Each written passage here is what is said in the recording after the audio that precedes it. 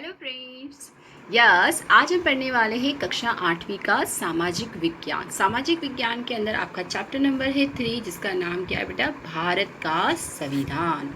Yes, हमने part first के अंदर बहुत सारी बातें जानी। संविधान क्या होता है, संविधान को बनाने में कितना समय लगा था, और इस संविधान को बनाने में किन किन विद्वानों का साथ रहा था। तो आइए बच्चों, आज हम पढ़ेंगे संविधान की विशेषता कि हमारे संविधान की क्या विशेषता है।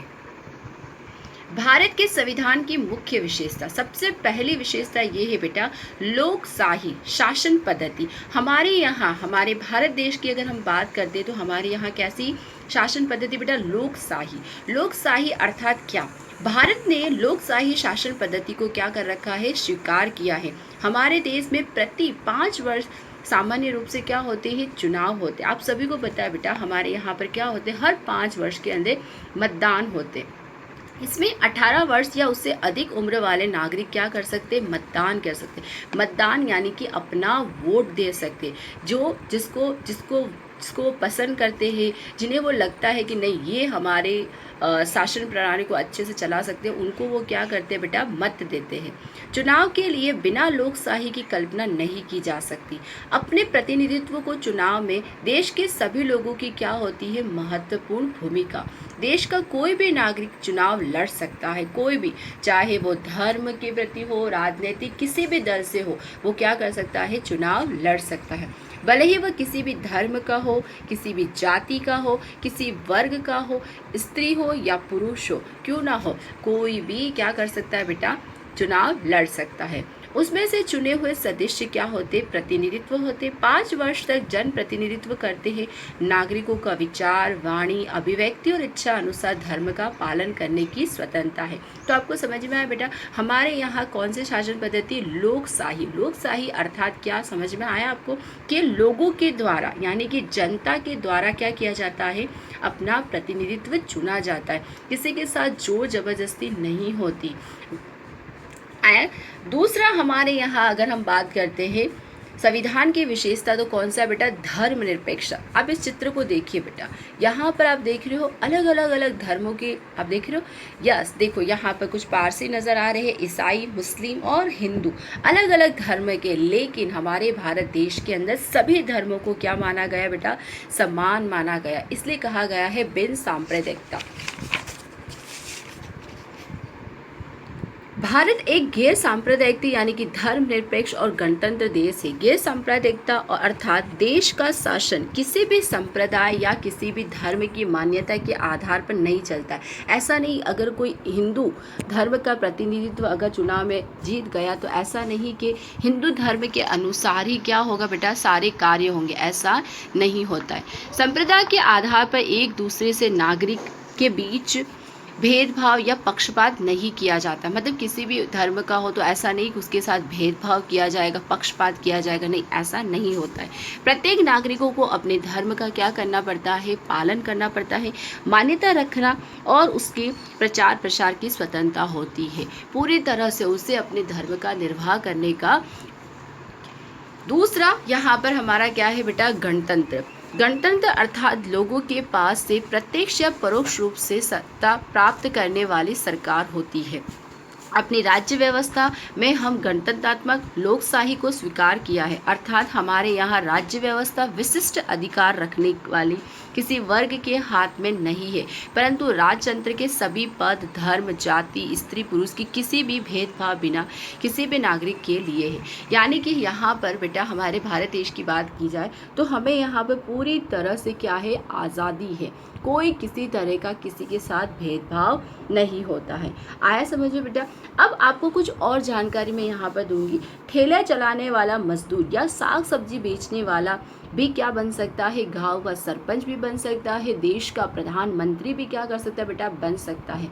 क्यों? क्योंकि हमारे भारत देश में संविधान के अनुसार पूरा अधिकार है उस व्यक्ति का भी। मकान बनाने वाला कड़िया मंजी भाई विधानसभा का चुनाव लड़े और चुनाव जीत कर विधायक बन सकता है। बिल्कुल बन सकता है बेटा, बन भी गया और बन भी सकता है, दोनों ही बातें। यस, यहाँ पर आप सभी विद्यार्थी जो ये पढ़ रहे हैं बेटा, आप भी अपने देश के प्रधानमंत्री, मुख्यमंत्री, राष्ट्रपति बन सकते हैं, लेकिन उसके लिए आपके पास कुछ क्या होनी चाहिए बेटा, योग्यता होनी चाहिए। यस, अब मैं आपको थोड़ा सा हमारी जो राज्य व्यवस्था है, केंद्र व्यवस्था है, उसके बारे में आपको थोड़ा सा बताती हूँ बेटा, किस तरह से हमारे भारत देश के अंदर एक व्यवस्था चलती। तो सबसे पहला होता है केंद्र सरकार। केंद्र सरकार जिसको हम बोलते हैं सेंट्रल गवर्नमेंट। सेंट्रल गवर्नमेंट जो होता है बेटा, इसका निर्वाह किसके द्वारा किया जाता है, राष्ट्रपति के द्वारा। किसके द्वारा बेटा, राष्ट्रपति। राष्ट्रपति के 3 अलग अलग सदन होते हैं, जैसे विधायक सदन होता है एक, कार्यकारिणी और न्यायतंत्र। विधायक जो होती है बेटा वो कौन सी होती है, लोकसभा और राज्यसभा। कौन सी सभा, लोकसभा और राज्यसभा। कार्यकारिणी जो होते हैं प्रधानमंत्री के द्वारा या मंत्रिमंडल के द्वारा, जो भी कार्यकारिणी यहाँ पर उसके। न्यायतंत्र बेटा सर्वोच्च न्यायालय होता है। यह तो किसका बेटा, एक केंद्र सरकार का, सेंट्रल गवर्नमेंट की यहाँ पर बात करें। लेकिन प्रत्येक राज्य के अंदर कैसे व्यवस्था चलती है, कौन सा कार्य करते हैं और किस तरह की व्यवस्था होती है। तो देखो बेटा, सबसे पहले यहाँ पर क्या होता है, राज्य सरकार। राज्य सरकार में मुख्य प्रतिनिधित्व जो होता है वो कौन होता है, राज्यपाल। हर एक राज्य का अपना एक राज्यपाल होता है। उस राज्यपाल के जो कार्यकारिणी यहाँ पर है बेटा, संदर्भ कौन कौन से होते हैं, एक तो विधायिका होती है, कार्यकारिणी होती है और न्यायतंत्र थी। जैसे यहाँ पर हमने केंद्र सरकार में देखा था बिल्कुल बेटा, वैसे ही यहाँ पर भी विधायिका, कार्यकारिणी और न्यायतंत्र। विधायिका के अंदर क्या होता है बेटा, प्रत्येक राज्य की अगर हम बात करते तो क्या होता है, विधानसभा और विधान परिषद होता है। कार्यकारिणी के अंदर कौन कौन होते हैं, मुख्यमंत्री और मंत्रिमंडल होता है। वही न्यायतंत्र की अगर हम बात करते हैं तो कौन सा होता है बेटा, उच्च न्यायालय।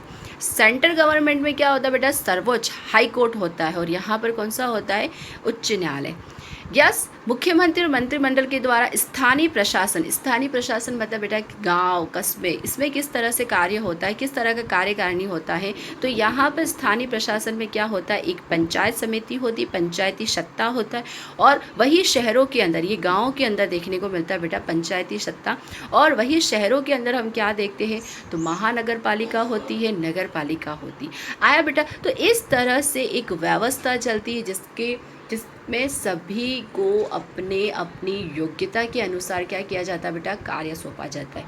आप लोग देखते हो ना, स्कूल के अंदर सबसे पहले कौन होता है, प्रिंसिपल। वेरी गुड बेटा। फिर प्रिंसिपल के नीचे कौन होता है, वाइस प्रिंसिपल होता है ना, बिल्कुल। वाइस प्रिंसिपल के अंडर में कौन होता है बेटा, टीचर्स होते या नहीं होते, बिल्कुल। वैसे ही हमारे देश की शासन व्यवस्था में भी क्या होता है बेटा, एक के बाद एक उनकी योग्यता के अनुसार उन्हें क्या दिया जाता है, कार्यभार दिया जाता है। आया समझ में बेटा। न्यायतंत्र मतलब जो न्याय करने वाला होता है वो न्यायतंत्र होता है। कार्यकारिणी मतलब बेटा जो कार्य का निर्वाह करता है, जितनी भी कार्य हमारे यहाँ पर, जितनी भी योजना जो आती है वो कार्यकारिणी। और विधायिका, जो विधायिका होता है, विधान परिषद, विधान सभा, ये सारे विधायिका के अंदर आते हैं। आया बेटा। चलो आगे हम यहाँ पर क्या देखने वाले हैं, सरकार के कार्य। यस, हम लोग चुनाव लड़ते हैं, हम देखते हैं ना हर 5 वर्ष के अंदर चुनाव होते हैं। तो सरकार के क्या क्या कार्य होते हैं बेटा, तो हम यहाँ पर थोड़ा समझते हैं। धारा सभा, कार्यकारिणी और न्यायतंत्र, ये तीनों ही क्या है, केंद्र सरकार के अंग है। कौन कौन से बेटा, धारा सभा, कार्यकारिणी और न्यायतंत्र केंद्र सरकार के अंग है। संसद कानून बनाता है, संसद क्या करता है, कानून को बनाता है। मंत्रिमंडल इन कानूनों को क्या करता है बेटा, कोई भी, सबसे पहले संसद के द्वारा क्या बनाए जाते हैं, कानून बनाए जाते हैं।